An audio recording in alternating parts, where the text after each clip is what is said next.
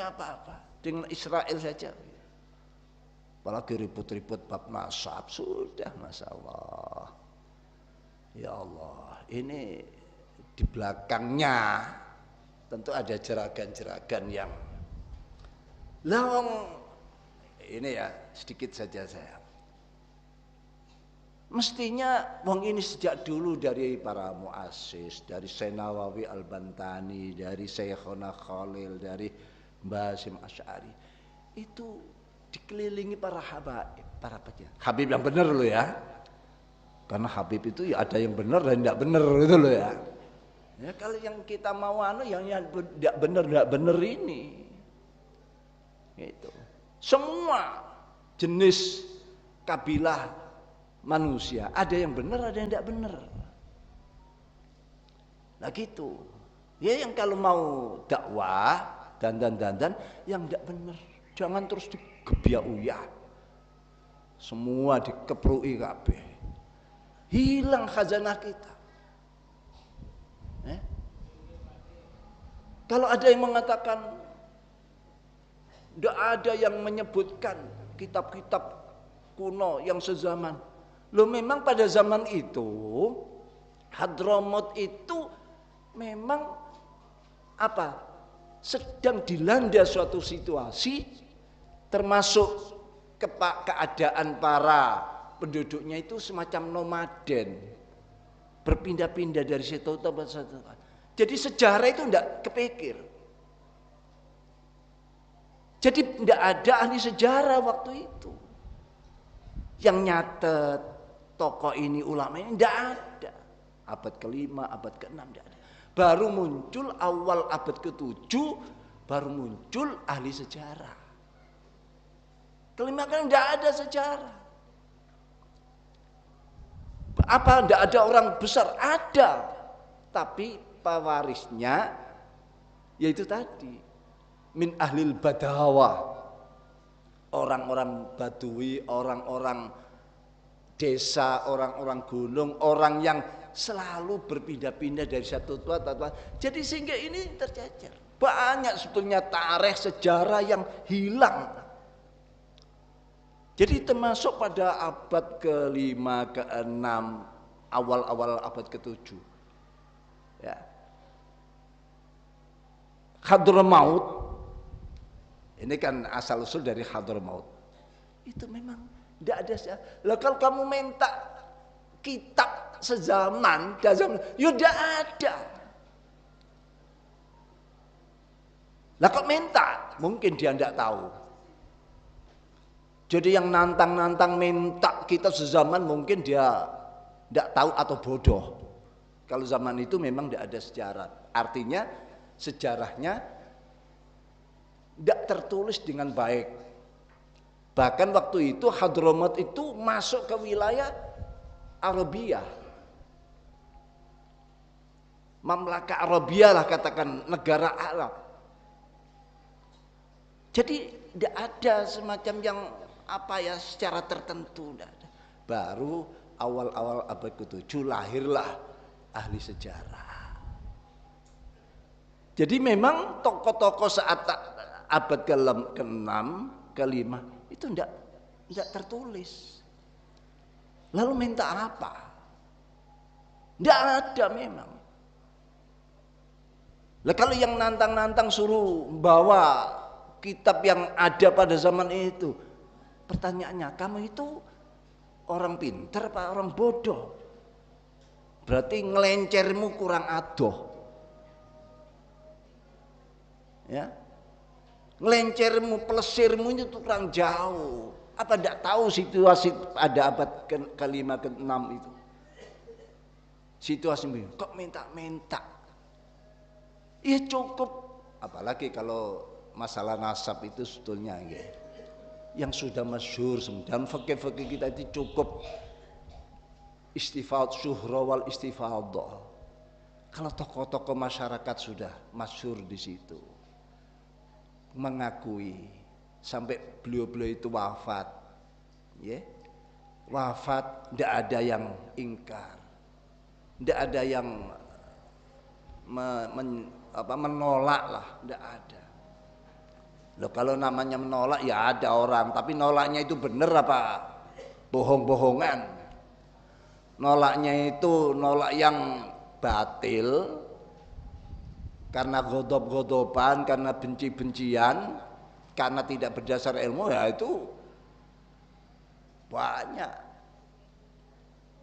Memang yang suka begini ini biasanya Wahabi, Syiah.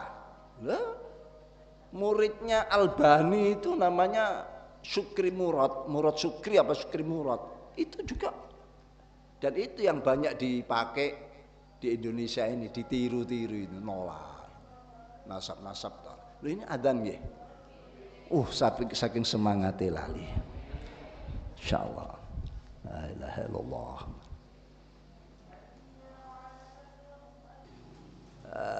Hadramaut itu memang kehilangan sejarah karena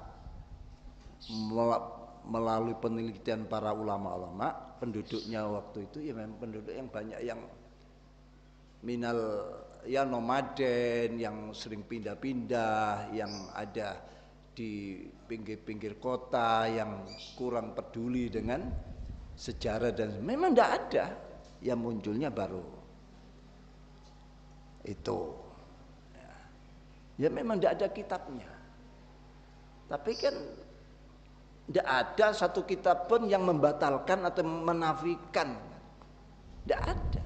Hanya ada yang menyebut anaknya hanya 3 ini, atau anaknya 3. Jumlah-jumlah seperti ini bukan jumlah yang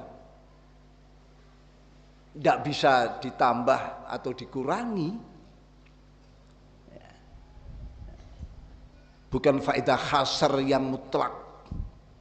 Ini saya harus ngomong gini, nanti kan muncul nanti yang nolak-nolak ini, nanti yang apa, muncul nanti yang ya pokoknya goblok-goblokan lah gitu.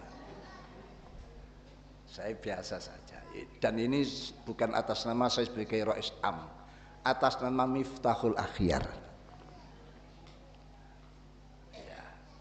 Kasihan nanti PB-nya, nanti ada yang mau geruduk PBNU katanya.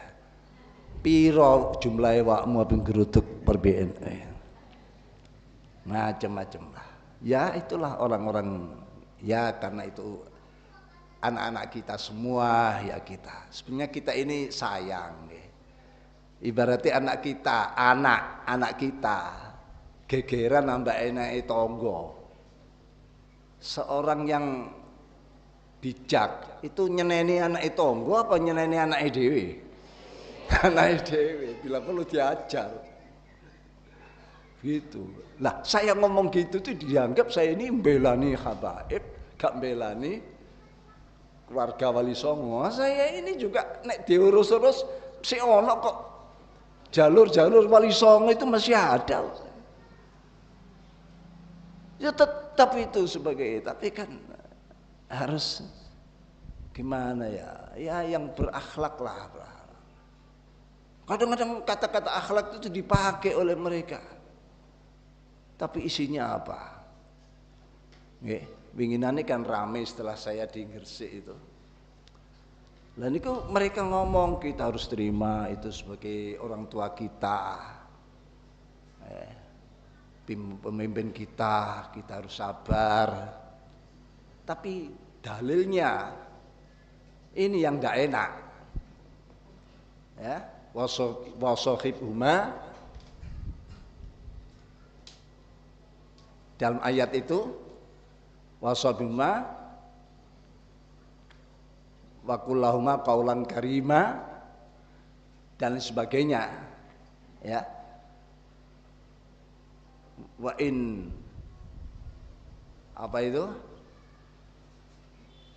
ala antusika bima laisa bi'ilm dan seterusnya. Ini kan dalil ditujukan pada orang-orang musyrik, anaknya muslim mukmin, orang tuanya musyrik, lalu orang tuanya entah marahi atau menyakiti anaknya. Quran bilang walaupun dia atau bahkan memaksa untuk menjadi musyrik, ini kan Qur'annya bilang ya sudah, pergauli yang baik, jangan kau lawan, tapi musyrik. Lah itu mereka menganggap saya sebagai orang tua, pergaulilah, dalilnya dalil seperti itu. Kenapa kok enggak pakai dalil sekali yang Nabi Musa dan Harun diperintah mendatangi Fir'aun, ya, lalu ada waqul lahuma qaulan layyina kan gitu ya, datangilah Musa dan Fir'aun dan Musa dan Harun Fir'aun itu, dan ucapi dengan kata-kata yang lain. Kok enggak itu sekalian dibuat kelengkapan dalilnya? Itu dalil anak yang mukmin, atau katakanlah secara kias umum orang yang benar tapi punya orang tua yang sesat, yang musyrik. Islam tetap memerintah supaya anak-anak ini mempergauli dengan pergaulan yang baik. Nah, contoh-contoh seperti itu, dalil seperti itu kan katanya berakhlak, beranu, kita sabar, tapi gebuk loh itu. Itu sama dengan gebuk itu. Dalilnya itu dalil yang gebuk. Ini. Jadi zaman harus tahu sekarang ini permainan-permainan yang itu tadi. Ulak wali zaman. Ya. Yusaddaqu fil kadhib wa yukadzabu bis shadiq wa yukhawwanu fil amin wa yu'ammanu fil kha'in wa yatakallam fiha arwaibidah. Memang zamannya membenarkan pembohong, membohongkan orang yang benar, menganggap pengkhianat orang yang bisa dipercaya, mempercayai orang yang pengkhianat. Pokoknya dibolak-balik saja. Maksud saya, kenapa saya nyampaikan ini? Hati-hati panjenengan ngadepin itu. Dalam hati saya tidak ada saya dendam, marah, ingin balas, tidak ada. Kita sampaikan. Memang situasi zamannya, kita harus menghadapinya bagaimana. Ya. Loh kok tidak dibuat basul masail? Lah apa yang dibasul masail kan wong muassis kita, kitab-kitab referensi kita sudah seperti itu. Ya. Apalagi itu apa bahasanya, bahasa sini itu ngerpek ya, kerpean. Itu kerpean. Ada di luar negeri itu kelompok organisasi tanzihun nasab, pembersihan nasab. Itu sudah nggarap Syekh Abdul Qadir Jailani, nggarap Imam Ahmad Ar-Rifai, itu digarap nasab-nasabnya itu. Ada Murad Syukri. Murad Syukri itu santrinya, muridnya Nasiruddin Albani yang Wahabi itu. Itu yang banyak diambil oleh, persis lah, hampir persis lah isinya itu dengan itu. Yaitu membohong-bohongkan, menolak. Jadi kalau masih seperti ini, ya, walaupun datangkan bergudang-gudang kitab, semua dibohongkan. Semua dibohongkan. Ini atas nama pribadi saya loh, nggih. Tidak atas nama Rois Am ya. Jangan dibawa-bawa PBNU. Ya. Jangan. Ya. Untungnya saya ini sudah tua, kalau masih nom dulu ya. Wong bonek.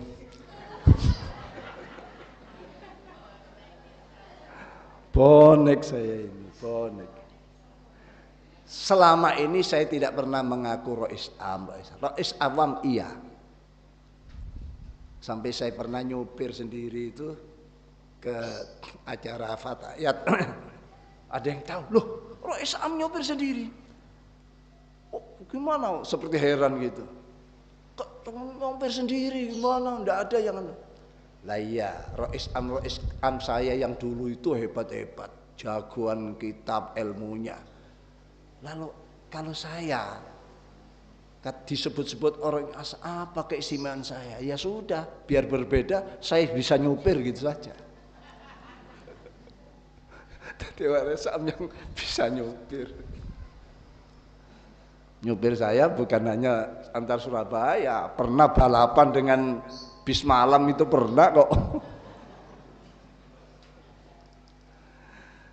Bahkan sering saya katakan saya ini Rois Am KW3. Tidak pernah saya ini gila pangkat, kedudukan. Katanya di Pasuruan waktu Convercap di Areng-Areng, ya, saya milih nama saya sendiri. Saya waktu itu bukan sebagai tidak punya hak pilih.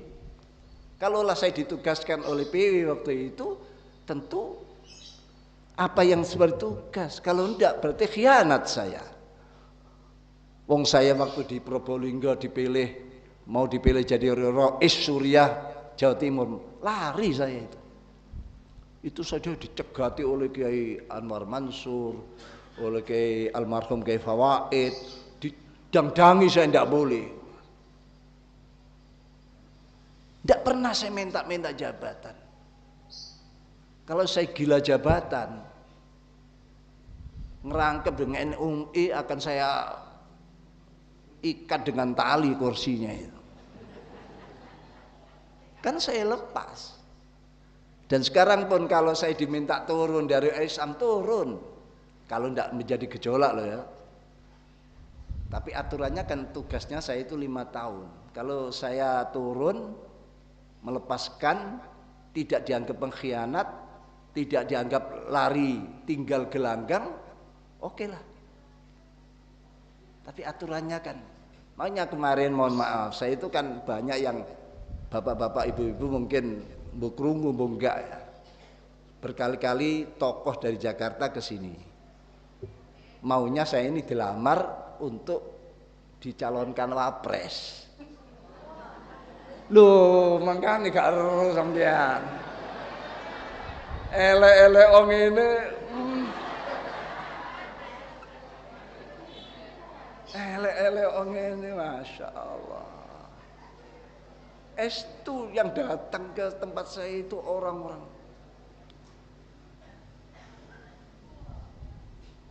Tapi saya tolak, Pak. Rois Am yang ada di PBNU bukan saya. Pokoknya Rois Am makom yang tidak bisa ditukar-tukar dengan wakil presiden. Jangankan wakil presiden pun tidak. Lho estu Bu. Lah umpama kula gelem dadi wapres ngeten ya napa kira-kira?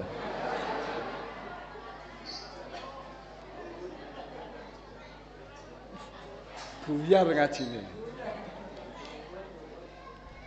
Sudah berapa menteri-menteri datang ke sini. Sampai waktu kampanye saya bilang saya tidak mau nerima capres-cawapres. Wonten sing 5 menit calon sampai di rumah. Stafnya datang lapor, Pak Yai 5 menit nyampe. Saya tidak nerima. Saya tidak nerima capres-cawapres. Nyun sewu. Okay. Di masa kampanye. Ini tidak perlu saya teruskan. Kemana-mana ini nanti. Enggak. Jadi ini mari dijaga. Jadi saya bahkan di Jombang waktu ke muktamar itu mau pilihan, saya pulang.